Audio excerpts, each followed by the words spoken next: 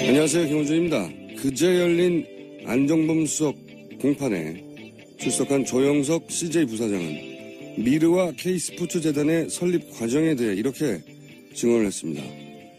정경련 연락을 받고 평소와는 달리 누가 소집을 하는지 안건이 무엇인지도 모른 채 참석을 했고 그 자리에서 청와대 지시사항이라며 300억을 촉박하게 출연해야 한다고 전달받았다. 그러나 재단 설립의 목적과 어떻게 구성이 되는지 향후 사업계획과 아무런 설명이 없었고 돈을 낸 이후에도 진행 상황을 공유하거나 의견을 구하는 것이 전혀 없었다. 한마디로 기업들은 억지로 돈만 냈다는 겁니다. 박근혜 대통령은 이와 관련해 미르와 K스포츠 재단은 기업들이 자발적으로 한 것이라고 했고 지금도 그 입장을 고수하고 있습니다. 처음부터 그 해명은 거짓말이었던 게 다시 한번 재확인된 겁니다. 미국의 닉슨 대통령은 상대방의 사무실을 도청한 사실을 자신은 몰랐다고 했던 전 국민을 상대로 한 거짓말 때문에 탄핵이 됐습니다. 국민 앞에 공개적으로 하는 대통령의 거짓말은 그 하나로 탄핵이 될 사안인 겁니다. 하지만 박 대통령은 거짓말을 했을 뿐만 아니라 그 거짓말에 대해 아직도 아무런 부끄러움이 없는 것 같습니다. 이런 대통령을 두고 보수 정치권 일각에서는 탄핵 심판 결과와 무관하게 정치적 사면을 하자는 이야기를 하고 있습니다. 그러나 그런 논의는 최소한 부끄러워는 할 줄 아는 사람을 대상으로 하는 거죠. 부끄럽지도 않은 일에 대해서 사면을 왜 받나요? 턱도 없는 이야기입니다. 김어준 생각이었습니다.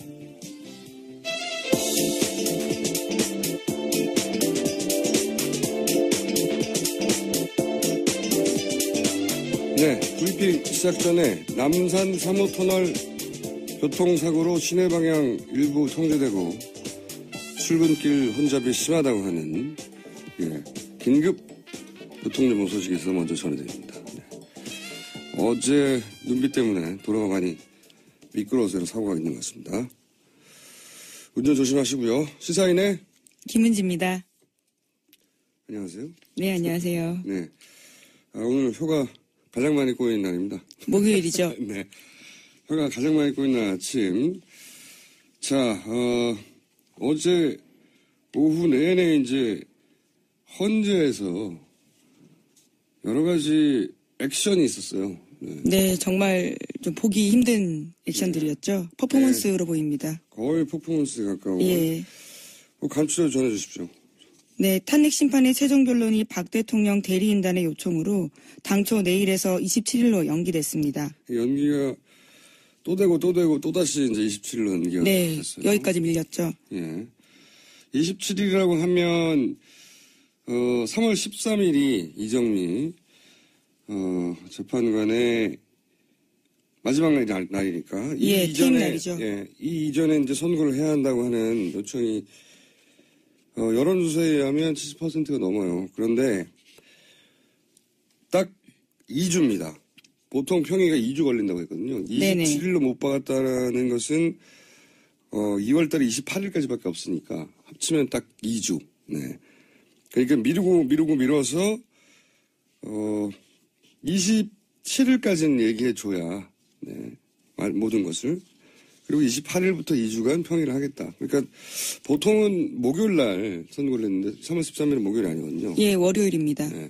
목요일이고 뭐고 상관없이 그냥 너무나 긴박하니까 3월 13일 날 목요일 아님에도 불구하고 선고를 할 수도 있다. 뭐 이렇게 말한 것과 마찬가지죠. 예, 정말 데드라인, 말 그대로 데드라인입니다. 그러면 앞으로 예상되는 박근혜 대통령 어제 했던 이야기를 이제 좀 이따 김은지 기자가 설명하겠지만 앞으로는 어떻게 할 것 같아요? 27일까지라고 해달라고 했잖아요. 네네. 그리고 박근혜 대통령이 출석을 할지 말지도 밝히라고. 네, 적어도 26일까지는 알려달라라고 한 겁니다. 마지막 날 전까지는 알려달라고. 예, 어제도 입장 안 밝혔거든요. 나올지 말지. 입장 안 밝힌 게 아니라 뭐라고 그랬냐면은 손범규 변호사가 대통령이 지금 재판 진행 상황을 모르기 때문에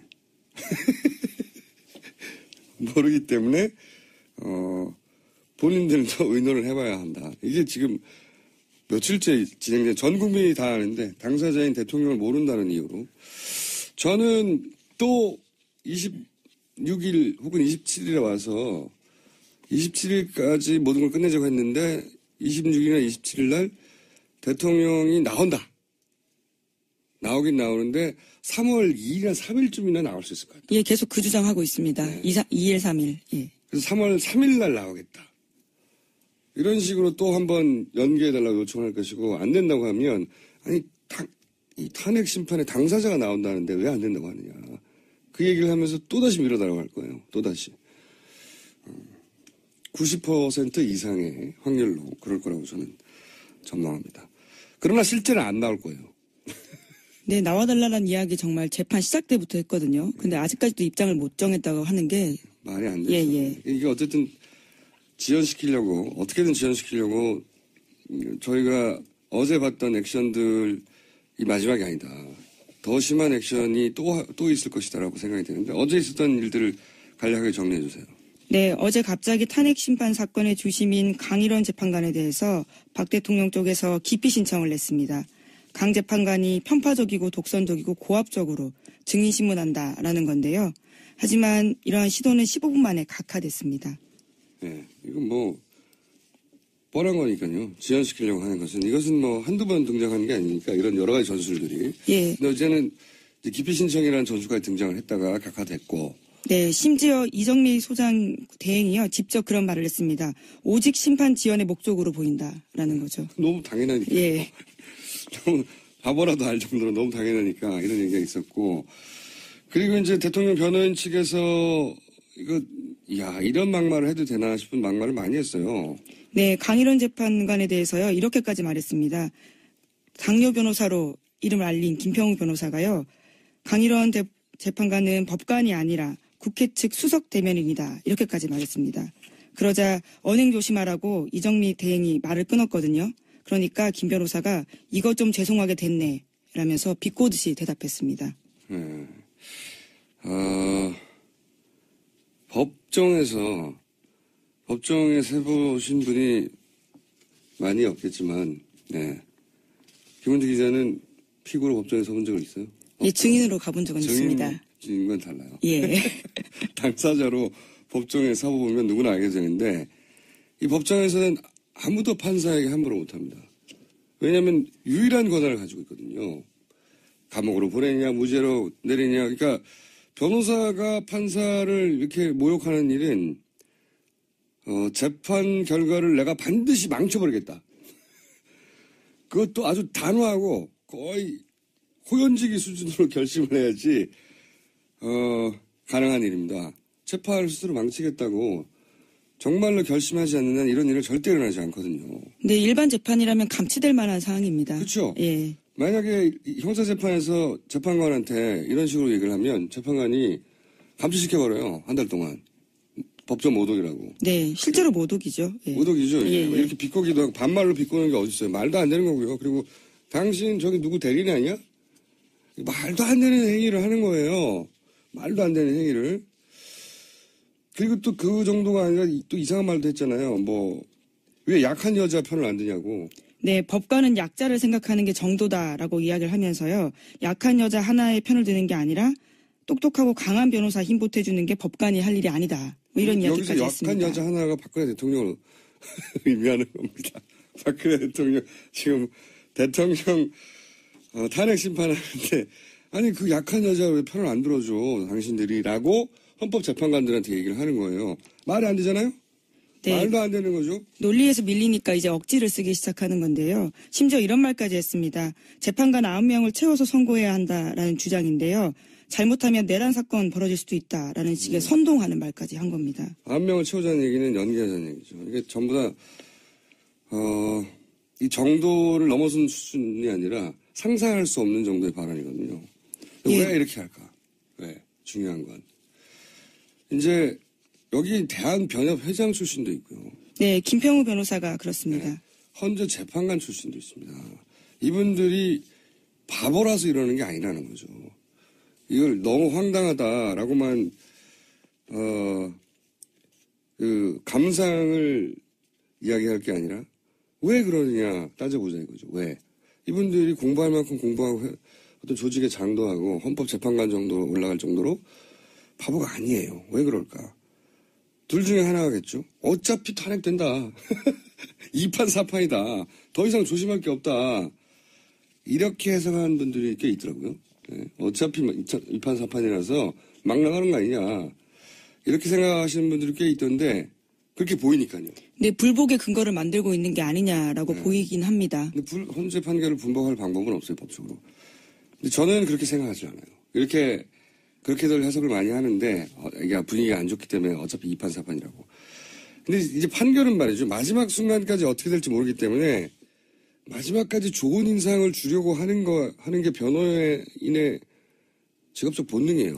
기본 자세죠. 자기 의뢰인을 생각한다면요. 네. 변호인은 마지막까지 판사를 향해서 호소하고, 마지막까지 눈치를 보는 게 모든 법정의 일반적인 상식이고 그래요. 그러니까 어차피 2판 4판이라는 걸 어떻게 합니까? 20일이나 남았는데. 말이 안 되고요. 저는 그렇게 해석하는 분들은 하도 이해가 안 가니까 그렇게 해석한다고 보는데, 그러니까 어떻게 될지 모르는 걸 미리 포기한다. 말이 안 되는 겁니다. 변호사업을 한두 해 하신 분들도 아니고요. 저는 좀 달리 보는 것이, 혹시 이 행위가 이미 기각할 사람 혹은 인용할 사람, 이런 판사에 대한 정보를 확보했다고 스스로 믿고 있는 게 아닐까. 그래서 예를 들어서 강일원 주심요? 주심이라든가 이정미 헌재소장에 대해서 권한대행, 예. 이분들은 어차피 인용할 뿐이라고 하는 정보를 가지고 있고, 예. 그러니까 정보를 실제로 가지고 있냐 아니냐가 중요한 게 아니라 본인들은 가지고 있다고 생각하는 게 아닐까. 그래서 이제 몇몇 분들한테 잘 보일 필요가 없고, 그리고 자기들이 생각하기에 이미 기각할 판사들은 이렇게 있다. 그런 정보를 가지고 남은 목적에 집중하는 거죠. 남은 목적이라는 건 탄핵 심판을 어떻게든 지연시키려고. 그리고 탄핵 심판이 부당하게 진행된다는 인상을 주려고. 그리고 그렇게 해서 친박 집회라고 불러야 맞다할 것 같은데, 맞불 집회에 네네. 나오시는 분들을 더 자극하고 결집시킬 목적. 이 목적에 집중하는 거죠. 나머지 80%의 국민들에게는 황당해 보이는데, 그렇게 해석해야 맞는 게 아닌가. 예, 실제로 해당 변호인들이 그 집회에 나가서 굉장히 센 발언들을 더 하고 있습니다. 그러니까 그 집회에 자주 나가거나 그분들이 많이 나간다고 탄핵이 기각되는 게 아니잖아요. 네네. 저는 이분들이 이렇게 황당해 보일 수 있는 행위를 계속하는 이유는, 이분들이 황당해 보이긴 하지만 바보는 아니거든요. 목적이 분명한 행위인데 그렇게 해석해야 되는 게 아닌 게 맞는가? 아니, 말이 또 꼬이네요. 그렇게 해석하는 게 맞는 게 아닌가? 저는 그렇게 생각을 해봅니다. 자, 여하간 이 행위는 앞으로도 계속될 것 같다. 예. 대통령이 나오냐 안 나오냐 가지고도. 다음 뉴스는요? 네, 어제 또 대통령. 그 전에 예. 제가 오늘 단독 하나 할까 합니다. 네. 이거 단독이에요.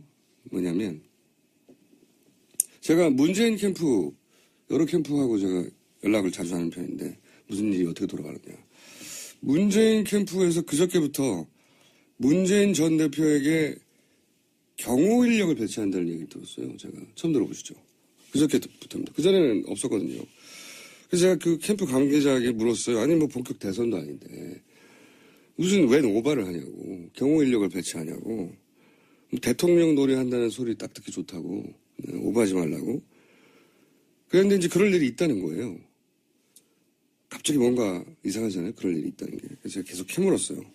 근데 처음에는 이제 말을 안 하다가, 그렇다고 제가 그냥 끊을 사람이 아니었습니까? 계속 캐물었죠. 네. 결국 무슨 얘기가 나왔냐면, 보수단체 특공대, 운운하면서 뭔가 이렇게 테러를 가할 첩보를 입수했다. 그러는 거예요. 그래서 제가 처음에는 웃었어요. 뭐 이렇게 바보 같은 짓을 하겠냐고. 그게 무슨 보수 지지율 도움이 되겠냐고. 뭐 그런 일종의 블랙메일 하나 가지고 뭐 이렇게 오바를 하냐고. 근데 이제 굉장히 진지하고 상당히 구체적으로 뭐 일시라든가 사람 이름까지 등장을 했다. 그 제보가 대단히 구체적이어서. 그래서 캠프가 고심을 하다가 이걸 이제 공개적으로 문제 삼지 말고 조용히 경호 대책을 세우는 것으로 결론을 냈다. 자체적으로. 하지만 말씀하셔서 네. 예, 조용히 대책을 세웠지만 저는 이제 이 자체가 문제라고 생각하는 거죠. 그러니까 이거는 더 이상은 입을 다물어서 제가 구체적으로 알 수는 없는데 이걸 안 하니까 확인할 필요가 있다고 봅니다. 이게 언론에서 확인할 필요가 있다고 생각하는 게 이게 그냥 누구의 장난이라고 하더라도 장난이라도 이런 일이 있어서는 안 되잖아요. 정말 그런 일이 도모된 적이 있는지 아니면 그냥 장난인지 이건 후보가 누구인지 상관없이 절대 있어서는 안 되는 일이기 때문에 네, 그렇죠. 저는 더 이상 알아내지 못했어요. 근데 이거 확인해 볼 필요가 있다. 캠프에 계속 연락하고 그러면 뭔가 복수적인 입장이 나오겠죠. 굉장히 심각하게 저는 받아들입니다. 장난이라 하더라도. 그래서 경호 어젠가 그저께부터 경호 인력이 배치됐대요. 조용히. 네. 단독입니다. 저의. 아직 보도된 적이 있나 찾아본 데가 없어요. 단독 하나 해놓고. 테러라니요. 자. 내란이라는 워딩까지 쓰고 있었습니다. 재판에서. 사실 이 집회에서 예, 그런 식의 강경한 발언들 뭐 총 쏴서 죽여야 된다거나. 예, 계엄 이야기도 하고요. 계엄 정도가 아니라 죽여야 된다. 뭐.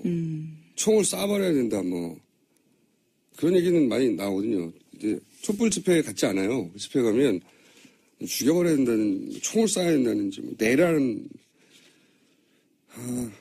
그런 얘기가 많이 나오긴 하는데, 특정 후보를 상대로 특공대를 조직해서 테러할 거라는 제보를 입수해서, 그걸 근데 너무 구체적이어서 장난이 아니라, 경호 대책을 실제로 세웠다는 건 이거 중요한 뉴스입니다. 저는 다른 캠프에도 한번 확인해 볼 만한 일이고, 문재인 캠프에도, 확인해봐야 한다. 전 여기까지 알아냈습니다. 자, 다음 뉴스는요.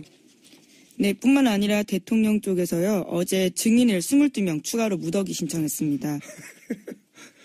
거기에는요, 정세균 국회의장, 김무성, 유승민, 나경원 의원도 들어가 있고요. 뿐만 아니라 박한철 전 헌재소장도 있었습니다. 물론 모두 기각됐습니다. 네. 계속 말씀드리지만 바보라서 이러는 게 아니다. 네. 정말 황당하네 할 게 아니라 왜 이러는 걸까? 이런다고 유리한 판결이 난다고 믿는 걸까? 바보인가? 이렇게 생각하다가 이판사판이구나 이렇게 결론 내는 일이 아니라는 거죠. 의도를 그분들의 감정이입을 해서 그분도 치밀한 작전을 자기 나름대로 세워서 하는 걸 테니까요. 자, 계속 지켜보기로 하고요. 그리고 테러, 이거 말이 안 되는데요. 근데 굉장히 구체적이어서 이랬다고 하니까 이것도 앞으로 계속 짚어봐야 되겠습니다. 다른 캠프도 확인해보고. 자, 다음 뉴스 몇 가지 더 전할 시간이 됩니다. 몇 분 정도. 네. 예, 어제 헌법재판소에서 박근혜 대통령의 또 다른 거짓말도 들통났습니다. 최순실 씨 측근으로 꼽혔던 이동수, 신혜성 씨가 있는데요. 이 사람들이 KT에 취업하게 된 경위에 대해서 박 대통령은 지난 7일에 헌재의 최종 입장 밝히면서 자신이 그 사람들을 검토해보라라는 이야기 한 적은 있지만 특정 업체를 지정한 적은 없다. 뛰어난 사람이라서 검토해보라고 했지만 예. 어디다 취직시켜달라고 한 적은 없다. 예. 이런 식으로 헌재에 냈죠. 예. 그런데 안종범 전 수석이 어제 증인으로 나와서요. 이를 부인했습니다. 박 대통령 말 반박한 건데요. 박 대통령이 두 사람이 입사할 회사로 KT를 콕 찍어서 지목했고 그리고 두 사람은 제대로 된 검증도 없이 들어갔다라는 겁니다. 이게 이제 여러 번 반복된 이야기인데 다시 정리하면 KT를 특정한 이유는 뭐냐면 이제 이분들을 KT에 입사시키라고 박 대통령이 얘기를 했고 그래서 KT 회장에게 그렇게 말해서 입사를 시켰고 그런 다음에 이 사람들한테 광고 담당으로 보직을 변경하라고 또 요청을 했고 그렇죠. 한 번 더. 예. 그래서 광고 담당으로 보직이 변경됐고 그런 다음에 플레이그라운드를 KT의 광고 대행사로 지정하라고 또 요청을 했고 네네. 회장에게 또 회장은 그렇게 해줬고 그렇게 한다. 그래서 이제 이 사람들이 KT에 들어가서 광고를 담당하고 KT의 광고 대행사로 지정이 된 플레이그라운드에게 광고를 주는. 네, 플레이그라운드는 최순실 씨 실소유 회사입니다. 네. 그러니까 자기 사람을 꽂은 다음에 그 회사에서 광고를 자기 회사로 빼낸 거죠. 그렇죠. 그런데 그 사람들을 누가 임명을 했느냐? 어떻게? 박근혜 대통령이 이 사람을 거기다가 입사시키라고 특정해서 지목했다고 안종범 수석은 얘기했고 대통령은 그런 기억이 없다. 그렇지 않다라고 말하면 거짓말이 드러난 거죠. 네. 이게 황당한 거죠. 네. 뛰어난 사람을 있다. 발견했다고 좋아요. 그럼 그 사람을 예를 들어서 어디 위원회 어디 무슨 공직에 임명하라 이럴 수는 있어요. 대통령이. 근데 왜 사기업의 광고 담당으로 취직을 시키라고 지정을 합니까? 심지어 보직 변경까지 지시하죠. 네. 입사시킨 다음에 보직을 광고 담당으로 변경하라고 요청합니까? 대통령이. 말도 안 되는 거죠. 아, 정말. 이런 뉴스는 볼 때마다 화도 나고 표현할 말이 없어. 이건 방송용어로 부적합하나 골 때리는 뉴스인 겁니다. 대통령이 이 사람 취직시킨 다음에 광고 담당자로 바꾸라고 한 다음에 그걸 최순실 회사 광고 회사를 거기다가 지정시켜가지고 광고를 빼먹는 말도 안 되는. 자, 한두 가지 더 제목을. 예, 또 어제 헌재에서 국회 쪽은 이렇게 이야기했는데요. 대통령과 최순실 씨가 문체부 예산 8천억 원 이상을 빼돌리려고 했고 이것은 사건이 터져서 드러나지 않았다라는 겁니다. 지금 미르재단이나 K재단을 통해 돈을 빼돌린 게 없지 않느냐라는 게 변호 논리 중에 하나인데 예산이 이렇게 책정돼 있었다. 안 들켰으면 이 예산이 집행될 것이고 집행됐다면 그 돈이 최순실한테 흘러가는 구조. 예, 그렇죠. 그런 구조가 있었던 거죠. 네. 자, 돈과 최순실 씨 혹은 박근혜 대통령 관련해서 유관한 비슷한 뉴스 또 있는 게 있습니까? 오늘 짚고 넘어가야 될. 예, 어제 TV조선이 보도했는데요. 또 새로운 이권 개입 정황입니다. 최순실 씨가 사탕수수 찌꺼기인 당미를 이용해서 매년 수백억 원 챙기려고 했다라는 정황이 포착됐다라는 건데. 뭐라고요? 당밀? 예. 사탕수수 찌꺼기입니다. 새로운 게 나왔습니다. 네. 당밀, 이건 저 처음 보는 뉴스네요. 당밀. 예. 당밀을 이용해서 수백억 원을 챙기려고 했다. 이게 무슨 얘기입니다. 예, 당밀의 찌꺼기가요, 에너지원이 되나 봅니다. 그래서 철강 회사와 거래할 수 있는 것 같은데, 베트남 등 동남아시아에서 독점으로 수입해서 포스코가 사달라라는 거죠. 잘 이해가 안 가는 처음 나온 뉴스라서. 그러니까, 최순실 씨가 사탕수수 찌꺼기인 당밀을 이용해서 수백억을 챙기려 했다. 그런데 네. 알고 보면 당밀은 철강에 필요한 재료다. 네네. 그런데 이걸 포스코가 매년 수백억을 사들인다. 그런데 그럼 이런 거군요. 대통령의 힘을 이용해서 포스코가 당밀을 수백억씩 수입하는데 그 독점 계약을 맺을 수 있으니까. 예, 자기와 관련된 회사예요. 네. 그러니까 독점 계약을 맺고 그다음에 이런 걸 수입하는 회사하고 이제 지분 얘기를 하겠죠. 내가 네. 수익권 따서 너 줄게. 그러면은 거기서 지분을 주거나 아니면 거기다가 수익을 분배하자. 이런 계획이군요. 예, 실제로 그 김수현 2,000개 녹취 파일 중에 하나가 나오기도 하고요. 고원기획 내부 문건에도 있는 내용이라고 합니다. 새로운 게. 수사기간만 길면 상상하지 못한 분야에서 정말 많은 게 나올 것 같아요. 당밀 수입권을 가지고 이권을 챙기려고 했다는 걸 어떻게 알겠어요? 상상이나 했겠어요? 야, 대단하네. 철강 수출입하는 회사에다가 포스코로부터 자기들이 대통령 힘을 이용해서 따낸 예, 독점 사업권. 당밀 독점 사업권을 가지고 지분을 나눠달라고 하거나 지분을 나눠주거나 나중에 그 회사를 한번 통해서 세탁이 되는 거죠. 말하자면. 그 회사는 정상적으로 당밀을 수입해서 이득을 얻고 그 다음에 그걸 최순실 씨에게 이권으로 수익을 배분해서 나눠주면 우리는 알 수가 없죠. 쿠션인데요. 소리 쿠션. 당밀. 야, 처음 나온 거죠, 뉴스가. 네네. 저도 처음 봤습니다. 예. 이게 얼마나 더 있을까요? 굉장히 앞으로도 더 많을 거라고 생각하는데 오늘 당밀 하나 나왔습니다. 네. 대단합니다, 정말. 자, 오늘 여기까지 하겠습니다. 네, 내일 뵙겠습니다. 지금까지 시사인의 김은지였습니다. 감사합니다. 그러나 실제는 안 나올 거예요. 네, 나와달라는 이야기 정말 재판 시작 때부터 했거든요. 근데 아직까지도 입장을 못 정했다고 하는 게. 말이 안 되죠. 예. 이게 어쨌든 어떻게든 지연시키려고 저희가 어제 봤던 액션들이 마지막이 아니다. 더 심한 액션이 또 있을 것이다라고 생각이 되는데 어제 있었던 일들을 간략하게 정리해 주세요. 네, 어제 갑자기 탄핵 심판 사건의 주심인 강일원 재판관에 대해서 박 대통령 쪽에서 기피 신청을 냈습니다. 강 재판관이 편파적이고 독선적이고 고압적으로 증인신문한다라는 건데요. 하지만 이러한 시도는 15분 만에 각하됐습니다. 네, 이건 뻔한 거니까요. 지연시키려고 하는 이것은 한두 번 등장하는 게 아니니까 이런 여러 가지 전술들이. 예. 근데 어제는 기피 신청이라는 전술까지 등장을 했다가 각하됐고. 네, 심지어 이정미 소장 대행이요. 직접 그런 말을 했습니다. 오직 심판 지연의 목적으로 보인다라는 거죠. 너무 당연하니까. 예. 바보라도 알 정도로 너무 당연하니까 이런 얘기가 있었고, 그리고 이제 대통령 변호인 측에서 이런 막말을 해도 되나 싶은 막말을 많이 했어요. 네, 강일원 재판관에 대해서요, 이렇게까지 말했습니다. 당뇨 변호사로 이름을 알린 김평우 변호사가요, 강일원 재판관은 법관이 아니라 국회 측 수석 대변인이다. 이렇게까지 말했습니다. 그러자 언행 조심하라고 이정미 대행이 말을 끊었거든요. 그러니까 김 변호사가 이거 좀 죄송하게 됐네 라면서 비꼬듯이 대답했습니다. 법정에서 해보신 분이 많이 없겠지만, 네. 김은지 기자는 피고로 법정에 서본 적은 있어요? 예, 증인으로 가본 적은 있습니다. 증인과는 달라요. 예. 당사자로 법정에 서보면 누구나 알게 됩니다.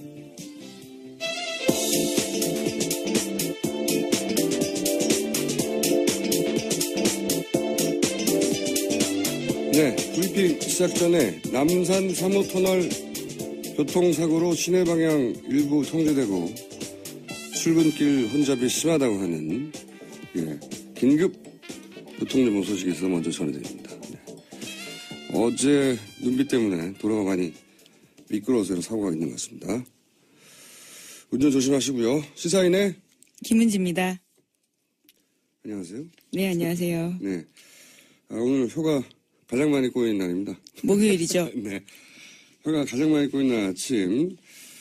자, 어제 오후 내내 이제 헌재에서 여러 가지 액션이 있었어요. 네, 정말 좀 보기 힘든 액션들이었죠. 퍼포먼스로 보입니다. 거의 퍼포먼스에 가까운. 예. 간추려 전해주십시오. 네, 탄핵 심판의 최종 변론이 박 대통령 대리인단의 요청으로 당초 내일에서 27일로 연기됐습니다. 연기가 또 되고 또다시 이제 27일로 연기가 네, 됐어요. 여기까지 밀렸죠. 예. 27일이라고 하면 3월 13일이 이정미 재판관의 마지막 날이니까 퇴임 날이죠. 이 이전에 이제 선고를 해야 한다고 하는 요청이 여론조사에 의하면 70%가 넘어요. 그런데 딱 2주입니다. 보통 평의가 2주 걸린다고 했거든요. 27일로 못 박았다는 것은 2월달에 28일까지밖에 없으니까 합치면 딱 2주. 네. 그러니까 미뤄서 27일까지는 얘기해줘야 모든 것을. 그리고 28일부터 2주간 평의를 하겠다. 그러니까 보통은 목요일 날 선고를 했는데 3월 13일은 목요일이 아니거든요. 예, 월요일입니다. 네. 목요일이고 뭐고 상관없이 그냥 너무나 긴박하니까 3월 13일 날 목요일 아님에도 불구하고 선고를 할 수도 있다. 뭐 이렇게 말한 것과 마찬가지죠. 예, 정말 데드라인, 말 그대로 데드라인입니다. 그러면 앞으로 예상되는 박근혜 대통령 어제 했던 이야기를 이제 좀 이따 김은지 기자가 설명하겠지만 앞으로는 어떻게 할 것 같아요? 27일까지라고 해달라고 했잖아요. 네네. 그리고 박근혜 대통령이 출석을 할지 말지도 밝히라고. 네, 적어도 26일까지는 알려달라라고 한 겁니다. 마지막 날 전까지는 알려달라고. 예, 어제도 입장 안 밝혔거든요. 나올지 말지. 입장 안 밝힌 게 아니라 뭐라고 그랬냐면은 손범규 변호사가 대통령이 지금 재판 진행 상황을 모르기 때문에